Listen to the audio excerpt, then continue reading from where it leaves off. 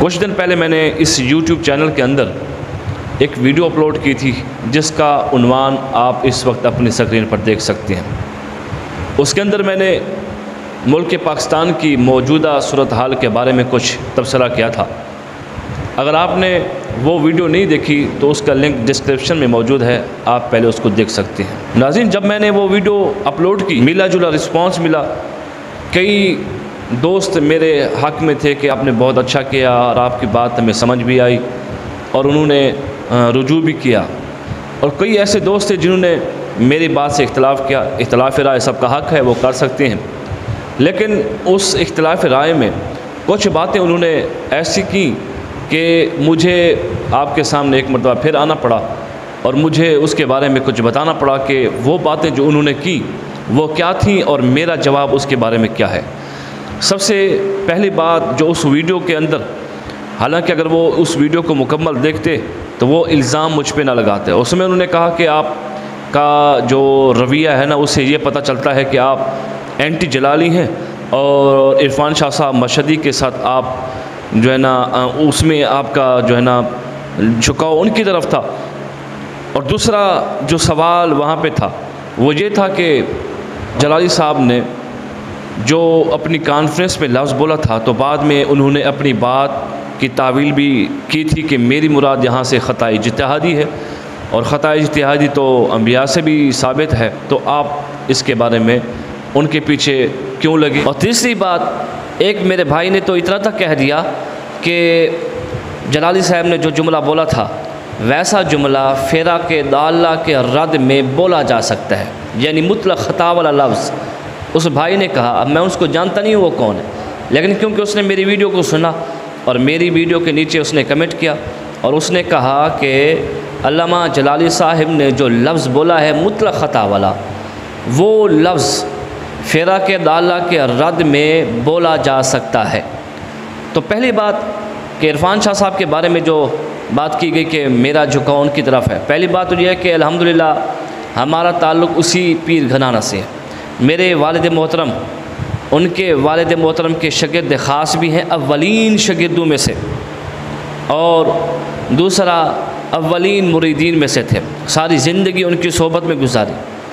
تو ہمارا اس لحاظ سے بھی کہ وہ ہمارا پیر گھرانہ ہے۔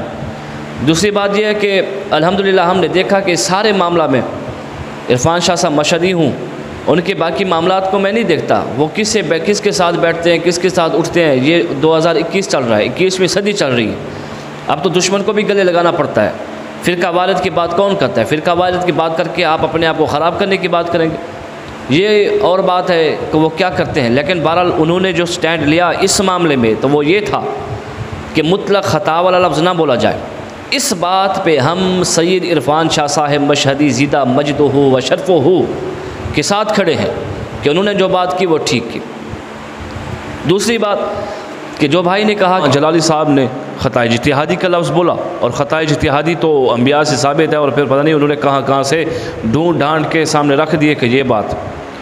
تو بھائی اگر اتنا آپ کی بات کو مان لیا جائے تو میرا سوال ہے کہ اتنا بڑا عالم، پروفیسر، ڈاکٹر ہو کے اتنا بڑی غلطی کیسے کر سکتا ہے کہ وہ کانفرنس میں خطا مطلق بولے اور بعد میں تعویلیں کرتا پھرے؟ وہیں پہ بیٹھ کے اس نے خطا اجتہادی کا لفظ کیوں نہیں بولا؟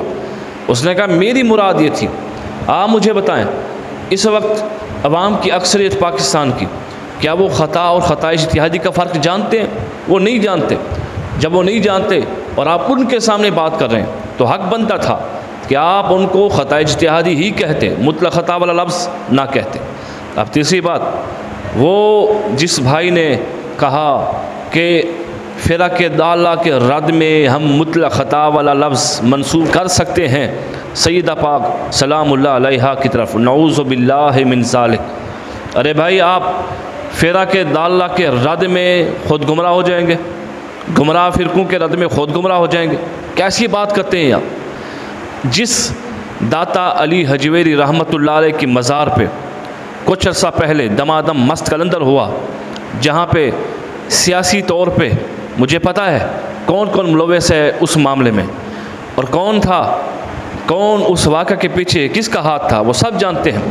تو جو واقعہ ہوا عرفان شاہ صاحب مشہدی زیدہ مجدو و شرفو، ان کو محفل کے اندر ان کی بے عزتی کی گئی، یا جو لفظ بھی آپ استعمال کر سکتے ہیں کہ وہ ان کے ساتھ اچھا نہیں ہوا. میں جانتا ہوں ان کے پیچھے کن کا ہاتھ ہے، وہ بعد کی بات ہے، لیکن اتنا سمجھ لیں کہ جس داتا علی حجویری رحمۃ اللہ علیہ کے مزار پہ یہ کام ہوا، اگر آپ انہی داتا علی حجویری رحمۃ اللہ علیہ رحمۃ واسعۃ کی کتاب کشف المحجوب کا مطالعہ کیا ہوتا تو وہاں پہ آپ اپنے ایک واقعہ بیان کرتے ہیں، وہ ہم اپنے اسٹوڈیو پہ بھی کئی مرتبہ بیان کر چکے.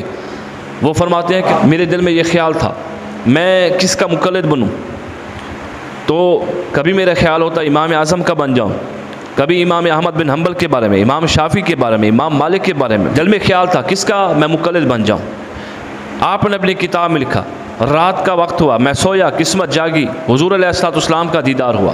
میں نے دیکھا آقا طواف کر رہے ہیں اور ایک بوڑھے کو آپ نے سہارا دیا ہوا ہے. فرماتے ہیں بھاگ کے گیا، قدم بوسی کی، بارگاہ رسالت میں عرض کی یا رسول اللہ یہ کون ہے؟ آقا نے فرمایا یہ تیرا امام ابو حنیفہ تو ہے. یہ واقعہ جب بیان ہوا اس کے بعد آپ فرماتے ہیں کہ اس واقعے سے کیونکہ حضرت امام اعظم رحمۃ اللہ علیہ کے پاؤں زمین پہ نہیں لگ رہے تھے، وہ اپنے سہارے سے نہیں چل رہے تھے، حضور نے ان کو اوپر اٹھایا ہوا تھا، تو اس وجہ سے وہ فرماتے ہیں کہ امام اعظم ابو حنیفہ رحمۃ اللہ علیہ سے امکان خطا نہیں ہے، ان سے خطا ہو نہیں سکتی. تو پھر آپ وہ جو بریلی شریف کا فتویٰ اٹھائے پھرتے ہیں تو پھر وہ آپ فتویٰ داتا علی حجویری پہ کیوں نہیں لگاتے کہ وہ امام اعظم کو خطا سے بری کر رہے ہیں، اور جس در کے امام اعظم غلام ہیں اسی در کی ملکہ کے بارے میں آپ مطلق خطا والا جملہ بولیں گے؟ کچھ تو عقل کریں، کچھ تو حیا کریں، کچھ تو شرم کریں. بہرحال اس کے بعد میں اپنا مسلک ثابت کر، میرا مسلک کیا ہے، میں کس راہ پہ چل رہا ہوں، اس بارے میں سمجھ لیں. اس وقت 4 قسم کے مسالک ہیں. ایک مسلک وہ ہے جس کے دل میں نہ اہل بیت کی محبت ہے نہ صحابہ کی محبت. دوسرا وہ ہے جو اہل بیت کی محبت کی آڑ میں، اس کے دل میں محبت نہیں ہے، دعویٰ کرتا ہے لیکن اس کی آڑ میں وہ صحابہ سے بغض رکھتا ہے. ایک اور فرقہ ہے جو صحابہ کی محبت کا دعویٰ تو کرتا ہے لیکن اس کے دل میں صحابہ کی محبت نہیں، اس کے آڑ میں وہ اہل بیت سے بغض رکھتا ہے. جو اہل بیت کی محبت کا دعویٰ کرتے ہیں وہ صحابہ کرام کے بارے میں غلط جملے استعمال کرتے ہیں، اور جن کے دل میں اور جو صحابہ کرام کے محبت کا دعویٰ کرتے ہیں وہ اہل بیت کرام کے خلاف بے احتیاطی والا جملہ بول دیتے ہیں. چوتھا فرقہ وہ ہے جس کے دل میں اہل بیت کی محبت بھی ہے، جس کے دل میں صحابہ کی محبت بھی ہے. وہ یہ جانتے ہیں کہ اللہ کے محبوب صلی اللہ علیہ وآلہ وسلم اللہ کے محبوب ہیں، اور ہم سب کی محبتیں حضور کے پاس جا کے جمع ہوتی ہیں. ہم سب کا جو مرکز محبت ہے وہ حضور کی ذات گرامی ہے. وہ چوتھا مسلک ایسا ہے جو جانتا ہے کہ سب سے بڑی محبت اللہ کے رسول کی محبت ہے، اور وہ جانتا ہے کہ جو چیزیں حضور کے ساتھ منسلک ہیں وہ ان سے بھی محبت کرتا ہے، وہ صحابہ سے بھی محبت کرتا ہے، صرف دعویٰ نہیں کرتا، وہ دل سے محبت کرتا ہے. وہ اہل بیت سے محبت کرتا ہے، وہ صرف دعویٰ نہیں کرتا، اہل بیت کی دل سے محبت کرتا ہے. وہ جانتا ہے کہ محبوب کی جو چیز ہوتی ہے وہ بھی محبوب ہوتی ہے. ہم مدینہ سے محبت کرتے ہیں، اس لیے کرتے ہیں کہ وہ محبوب کا شہر ہے، اس وجہ سے محبت کرتے ہیں. تو میں اپنی بات کروں تو میں اس فرقہ سے ہوں جو حضور سے بھی محبت کرتا ہے، حضور کے صحابہ سے بھی محبت کرتا ہے، حضور کے اہل بیت سے بھی محبت کرتا ہے، اور حضور سے منسلک ہر چیز سے محبت کرتا ہے. ہم جانتے ہیں کہ حضور علیہ السلام کا ہاتھ مبارک جس طرح اہل بیت کرام کے سر پہ ہے اسی طرح صحابہ کرام کے سر پہ بھی ہے. جس طرح اہل بیت کرام حضور علیہ السلام کے محبوب ہستیاں ہیں ویسے ہی صحابہ کرام بھی حضور علیہ السلام کی محبوب ہستیاں ہیں. اگر ہم صحابہ کی محبت کی آڑ میں اہل بیت کرام کے خلاف نعوذ باللہ من ذالک کچھ ہلکے جملے بولیں گے تب بھی حضور ناراض ہوں گے، اور اہل بیت کی محبت کی آڑ میں، محبت ہے نہیں اس کی آڑ میں ہم صحابہ کرام کے خلاف کچھ بے احتیاطی والے جملے بولیں گے تب بھی اللہ کے رسول ناراض ہو جائیں گے. اگر ہمیں اللہ کے رسول کو راضی کرنا ہے تو اس بات کا عہد کرنا ہوگا کہ اللہ کے محبوب کے ساتھ بھی محبت کا دم بھرنا ہے اور سچی محبت کرنی ہے. اللہ کے محبوب کے صحابہ سے بھی محبت کرنی ہے، اللہ کے محبوب کے اہل بیت سے بھی محبت کرنی ہے. حضور علیہ السلام کے ساتھ منسلک ہر چیز ہمارے لیے محبوب ہونی چاہیے. احباب ذی وقار، جیسا کہ آپ نے سنا کہ میں نے اپنے بارے میں بتا دیا کہ میرا کیا مسلک ہے، اور وہ جو میرے بارے میں کچھ سوالات تھے اس کا بھی میں نے جواب دے دیا. امید ہے کہ میرے وہ بھائی جنہوں نے میرے اوپر کچھ اعتراضات کیے تھے اگر وہ میرا یہ کلپ سنیں گے تو انشاءاللہ ان کو اس بات سے تسلی ہو جائے گی. اللہ तबारक व तआला हम सब का हामी और नासिर हो।